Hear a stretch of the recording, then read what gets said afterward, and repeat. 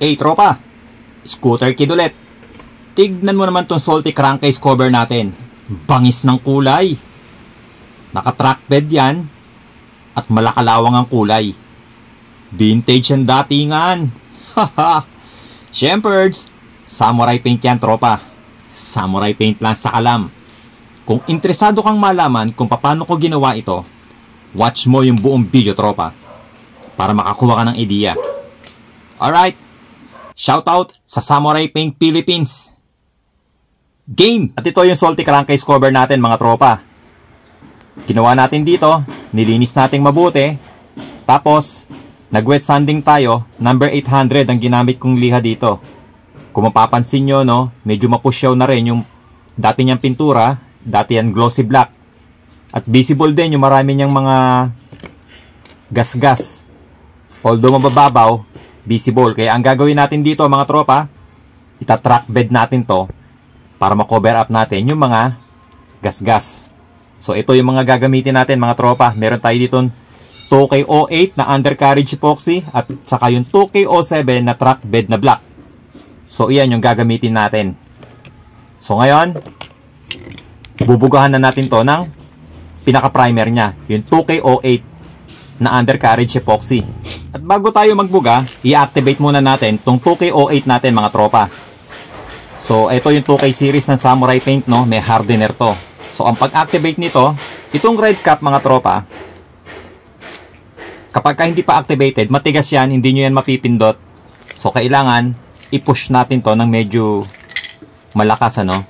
So once na nag-pop na, so yun, nag-pop na, para ma-check nyo kung na-release na yung hardener, pindutin lang. Kung naglalaro na, napipindot na, okay na yan mga tropa. So i-shake nyo na lang mabuti yan bago ibuga. Alright, so magbubuga na tayo ng 2K08 na undercarriage epoxy mga tropa. So ganun ulit, ano?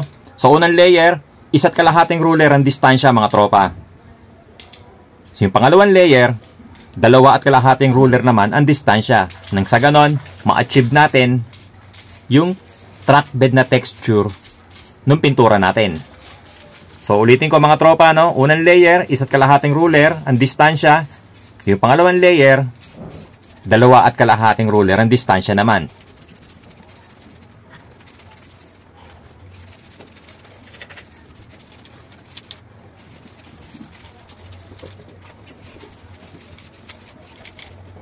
At pinatuyo nating maigi yan mga tropa, no? Mga 1 oras natin pinatuyo yung 2K08 natin. At ngayon, pwede na tayong magbuga ng 2K07 na track bed na kulay black. So ito yan mga tropa, no? Activated na to.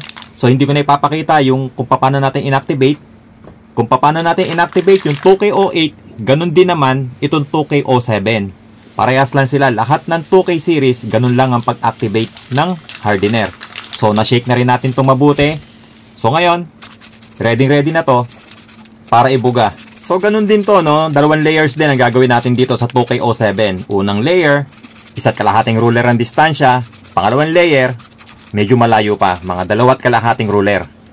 At ito na itsura niya mga tropa, after natin magbuga ng 2K07 na track bed. Pinatuyo na rin nating mabuti yan mga tropa. Hinayaan ko yan, mga 1 oras. So ngayon, tuyong-tuyo na yan. At ngayon naman mga tropa, lagyan natin to ng marble effect. Gagamit ulit tayo ng kapirasong plastic dito mga tropa. So ito yan, no? Mga balutan lang to ng mga dinideliver sa amin ng mga items. So kahit na anong plastic po pwede dyan. Walang limit yan. Tapos gagamitan natin to ng sparkling silver 391701. So katulad ulit ng mga dati natin ginagawa, pag nag-marble effect, mag-i-spray, tapos idudot-dot lang itong kapirasong plastic at idadampi dito sa ginagawa natin. Paulit-ulit hanggang sa mapuno. Pero syempre, titignan nyo rin kung maganda yung itsura ng marble effect nyo mga tropa. Dapat hindi yan parang basta na lang itinapal yung pintura. At ito na itsura niya mga tropa. After natin mapuno ng marble effect. So tignan nyo. Puno siya pero hindi halatang nakatapal na pintura. Ibig sabihin, kalat na kalat siya. Ngayon naman, pwede na natin tumbugahan ng candy orange. Ang code nito, H618. Nice! Nagkukulay kalawang na mga tropa.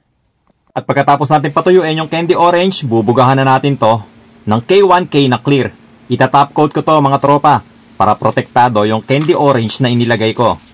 Pero syempre, pwede ka rin gumamit ng 2K01 na top coat clear. Oo, ayan mga tropa, meron na tayong track bed na medyo nangangalawang. So tingnan mo yung tsura mga tropa, vintage na vintage. Tingin ko kasi dito, para siyang track bed na luma, na para siyang kinakalawang. Gawa ng kulay ng orange na tumama dito sa track bed natin. So ang bangis niya mga tropa, no? So para sa akin, okay na sa akin yung ganito, no? Hindi siya makintab. Pero nilagyan natin ng top coat yan, isang layer lang, para hindi masyadong kumintab. Nang sa ganon, maganda pa rin at makita pa din yung textured paint o yung track bed natin. Pag makintab na makintab kasi to, hindi ako nagagandahan. Pero syempre, depende yan sa trip nyo mga tropa. Kung gusto nyo makintab, go! Tirahin nyo ng mga 3 layers ng top coat clear. Pero sa akin, okay na to mga tropa. So, ayan mga tropa, no? Sana nakakuha ulit kayo ng ideya. Sana nakapulot ulit kayo ng kaunting kaalaman kung paano gumamit ng track bed at kung paano gumawa ng mga ganitong design. Syempre, gamit ang samurai paint. At sana nagustuhan nyo itong vlog na to mga tropa. So, again, maraming salamat sa Samurai Paint Philippines.